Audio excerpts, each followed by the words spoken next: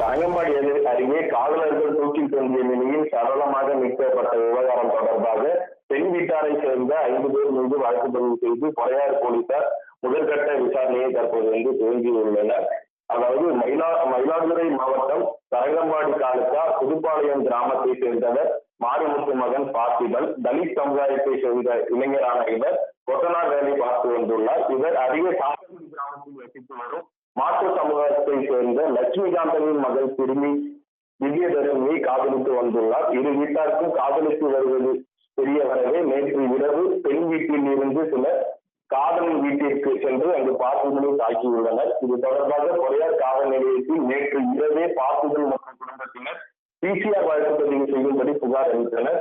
தொடர்ந்து இன்று காலை காதலன் பார்த்திபன் மற்றும் சிறுமி அவரது வீட்டருகே கீற்றல் கொட்டகையில் தூக்கில் தொங்கியபடி இருந்த சம்பவம் பெரும் அதிர்ச்சியை ஏற்படுத்தியது.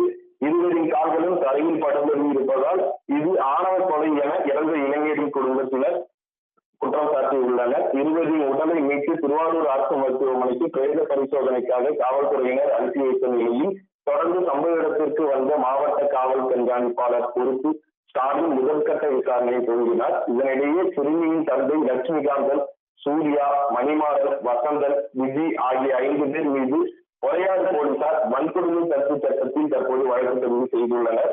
மேலும் 5 நபர்களையும் பிடித்து பொறையார் காவல் நிலையத்தில் தற்போது முதற்கட்ட விசாரணையை துவங்கியுள்ளனர். இந்த சம்பவம் அப்பகுதியில் பெரும் பரபரப்பை ஏற்படுத்தியுள்ள நிலையில் அசம்பாவிதம் எதுவும் நடைபெறாமல் இருக்க அப்பகுதியில் ஏராளமான காவலர்கள் குவிக்கப்பட்டுள்ளனர்.